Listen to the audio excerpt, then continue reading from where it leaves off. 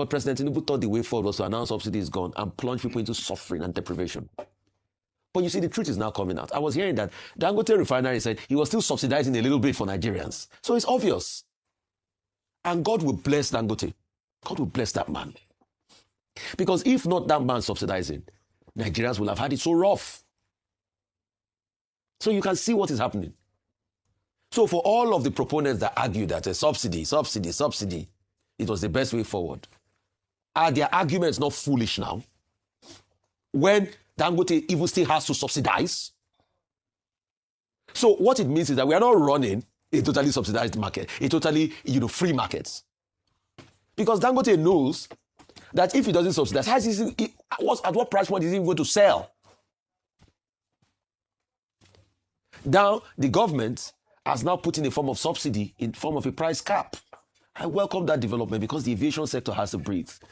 Although I think it was even you telling me this morning that some airlines are saying investigation should also be done to be able to ascertain why the price went up like that. Yeah. Because when we advocate for free markets all the time, let's not also forget that some people have an unwritten hand in a free market where they can manipulate the market to their favor. And that's why we always pull in for regulation. And the last leg of my argument is even, with all the pain President Tinubu has caused Nigerians, where is what's to show for this subsidy that we removed? Where is all the savings? And that's why the likes of even, Sanusi Lamido, the Emir of Kano, His Majesty, is now saying that where are the savings on the lives of the people? Because he also advocated, because he called it waste. The argument I was making then, yes, I supported subsidy removal, but not the way in which they are doing it. I supported a phased removal, a market-based evidence removal. Not this subsidy gone, as it were. That was just going to throw people into suffering and disaster. And I also said it should be done after we have investigated the corruption in subsidy in NNPC. Till today, where is the result of the investigation of the corruption in subsidy in NNPC? Were people brought to book? No. Because I will even stretch the argument by saying that if you investigate the corruption and find a way of solving the corruption, you can still be able to put in a level of subsidy for the people. Even if you are going to do it with, having cards, having the most indigent people, looking for a societal stratification to be able to select the most indigent people and give them this, to be able to cushion the effects on their lives. But we made the argument then, it was worth it. Look at where it has plunged us. We first went over 34% inflation. Today we have 15% inflation. Life is so hard for a lot of people. Over 60% of people have gone into poverty. Then a crisis has come. We have gone back to it with aviation fuel. The question, how is this even going to work? But it's a welcome development. Because you can see in the reportage of this day that they're already saying it's not going to distort free markets. Supply concern, supply chain. We keep saying we want to leave people to free market forces in a country where people can barely feed. For developing countries like this, any government needs to have a big socialist slant. For developing economies, there is no how you can do it. Even economies like America, that you think, they have mobilization of capital, there is still some form of, cushioning the effect. Why did they have Obamacare that is very contentious today? Why do they have food stamps? The government still pay millions of people in food stamps. These are socialist slant to be able to cushion the effects of poverty. But today you are just leaving people to the pain and the vagaries of society. It's not going to work. So now, from this information, we now know that Dangote still subsidizes. So the so-called free market forces, it's not free market forces, it's Dangote's benevolence. Aviation, jet fuel.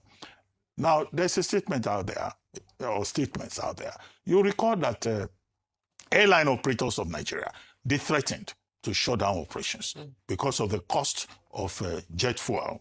And, they are not alone. I've on this table cited the example of KLM France, of Lufthansa, of United Airlines, international airlines, that also had to review their operations with, in fact, Lufthansa, the German-owned company, saying that it would review about 20,000, in Europe flights because of the rising cost of jet fuel following the crisis in the Middle East, which has upended businesses, operations, transportation, and other, systems in the world.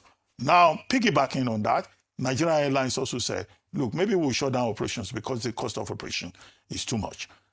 Upon which, Festus Keyamo, Minister of Aviation and Aerospace, Development intervened and appealed to them, and they suspended, that. And then the president also intervened.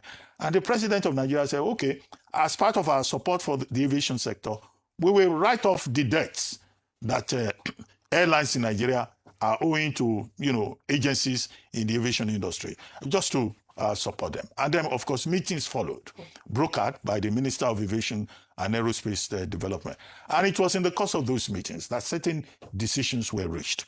One, that using the platform, it is called, jet fuel prices within the international range between April 19, I think, or 13 to 23rd, will be fixed based on that international rate at 1,900 naira per liter to 2,300 within that period, so specified.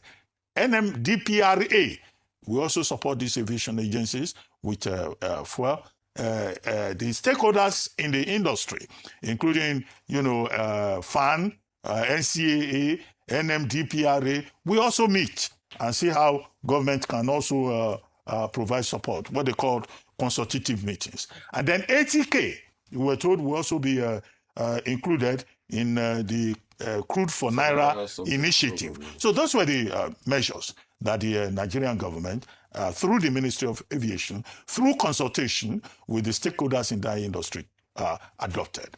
But, a lot of this, of course, would depend on the emerging realities in terms of whether there's a deal in the Middle East crisis or there is no deal. Because if there is no deal, the situation will continue to get worse. But it is important to see the Nigerian government being responsive and trying to find solutions and getting all the stakeholders in that aviation industry to the consultative table.